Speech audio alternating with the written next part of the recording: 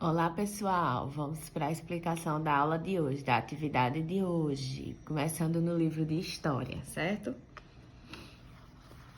Livro de História, primeiro, página 58. Vamos conversar sobre as famílias brasileiras. E aí diz assim: você sabe qual é a origem de sua família? Muitas famílias brasileiras são formadas por pessoas de diferentes origens.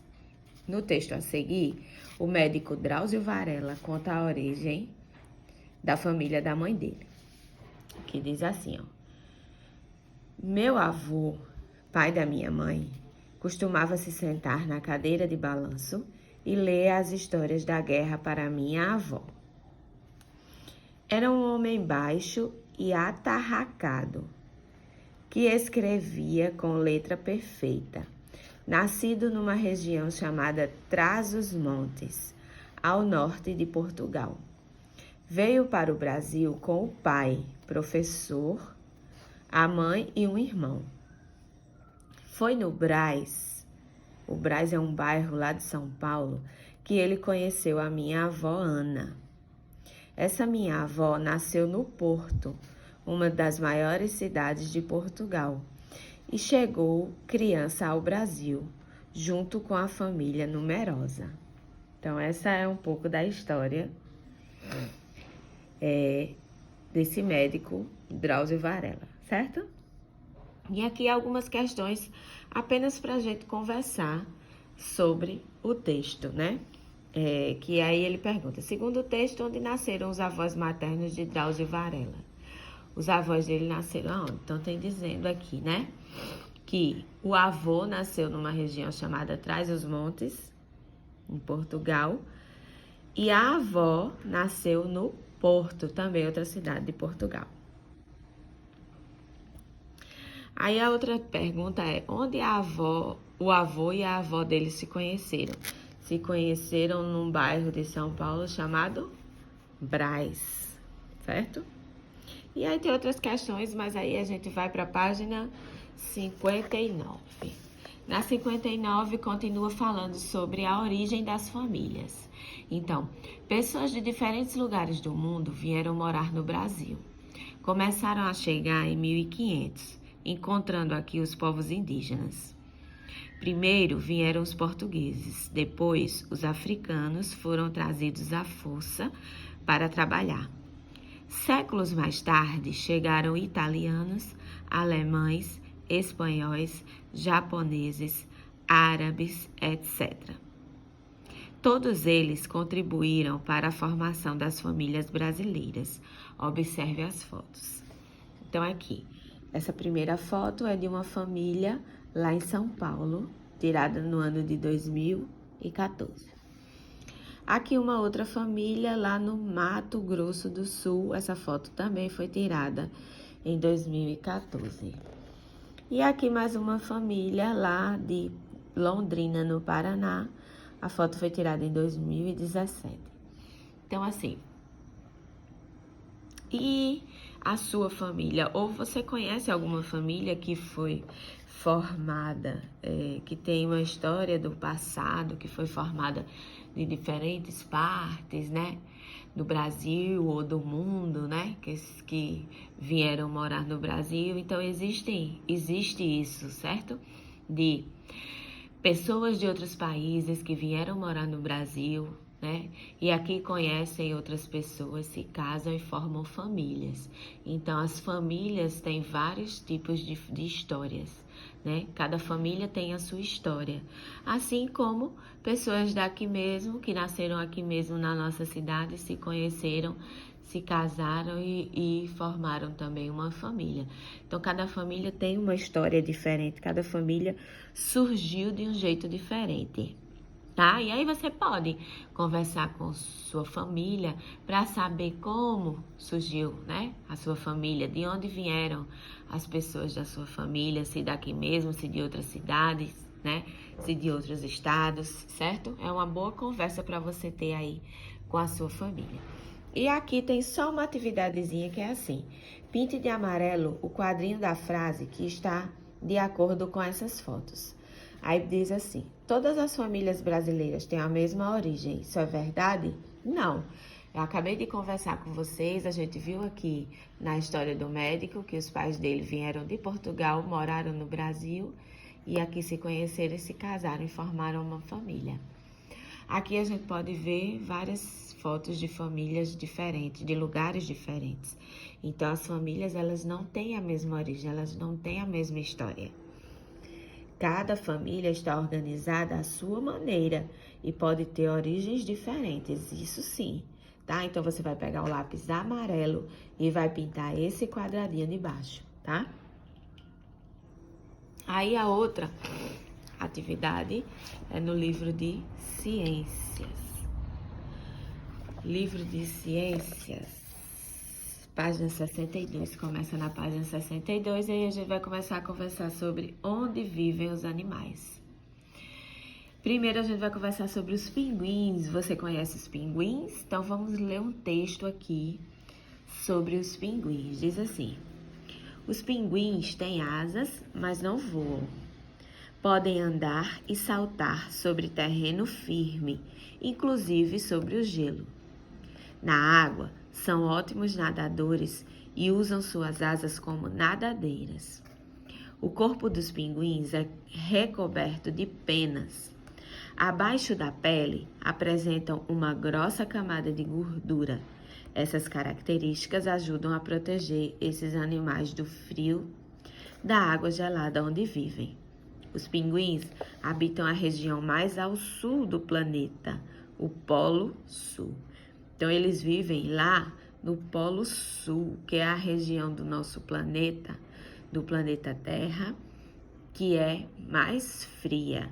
E aí, por isso, por eles viverem nesse local frio, eles possuem o corpo coberto de penas e embaixo da pele deles, dessa pele, eles têm uma camada grossa de gordura que ajuda a proteger eles do frio e por isso eles conseguem viver bem em regiões geladas, certo? Aqui na página 63 vai falar de outros animais, os diferentes ambientes que os animais podem viver. Então, os animais, eles habitam ambientes muito variados, muito diferentes. Os pinguins vivem em regiões geladas, como a Antártida. O tatu-peba, que é esse daqui, ele pode viver na Caatinga, onde é muito quente, é uma região bem quente. Já o saguim de duas cores, ele vive em florestas, o saguim é esse aqui. Ele vive em florestas, como a amazônica, onde é quente e chove muito. Os animais, eles têm características que os ajudam a viver no ambiente que habitam. Fora dele, muitos não conseguem sobreviver. Então, o que é que ele está dizendo? Que o corpo desses animais, ele é preparado para ele conseguir viver bem no habitat dele, no lugar natural, tá? Então, assim como o pinguim, o corpo dele é bem preparado para ele viver em regiões frias, o tatu-peba também tem seu corpo adequado para viver em regiões quentes. Do mesmo jeito, o saguim, que vive em florestas, também o seu corpo é adaptado para viver nesse local. Se esses animais forem retirados do seu lugar e levados para outro que tem um clima totalmente diferente, esses animais eles não vão conseguir sobreviver. Se o tatu-peba for levado para uma região gelada, como a dos pinguins, ele não vai conseguir sobreviver, porque ele é preparado, o corpo dele é preparado para viver em regiões quentes, tá? Então, cada animal ele tem que estar no seu ambiente correto e adequado. Aqui no número 1, tem um pequeno textinho falando de um macaquinho, falando desse macaquinho aqui, o muriqui. Então, diz assim: o muriqui é o maior macaco brasileiro. Ele tem pernas, braços e cauda longos. Cauda é o rabo. Então, as pernas são longas, os braços são longos, a cauda é longa, tá? Como a gente pode observar na foto. Ele habita matas e se alimenta de folhas, flores e frutos de algumas árvores da floresta. Esse animal vive em bandos formados por machos e fêmeas. Os filhotes nascem do corpo da mãe e permanecem com ela durante anos. Então, eles têm os filhotes, né, que ficam junto da mãe, no corpo da mãe, e ficam com ela por muitos anos, por alguns anos, certo? Então, o que é que vocês vão fazer? Eu preparei aqui uma tarefinha, uma atividadezinha no caderno, que com a ajuda de um adulto, vocês vão escrever no caderno essa tarefa para poder responder de acordo com o que a gente leu sobre os pinguins e sobre o macaco muriqui, tá? Então, aqui é para completar as frases de acordo com o que a gente leu. Vai botar o seu nome, a data de hoje e vai escrever do jeito que tá aqui. E a letra A diz assim: os pinguins têm asas, mas não... E aí? Eles não o quê? Eles não voam, né? Ó, os pinguins têm asas, mas não voam. Então, aqui nessa primeira linha, você vai escrever a palavra voam. Eles têm asas, mas eles não voam. Na letra B, diz assim: eles usam suas asas como... Então, vamos ver aqui no texto. Aqui. Na água, são ótimos nadadores e usam suas asas como nadadeiras. Eles não voam, mas eles usam suas asas como nadadeiras. Então, escreve na linha, nadadeiras. Letra C. O corpo deles é coberto de... E aí? Ó, aqui, ó. O corpo dos pinguins é recoberto de penas. Então, vamos aqui na letra C, escrever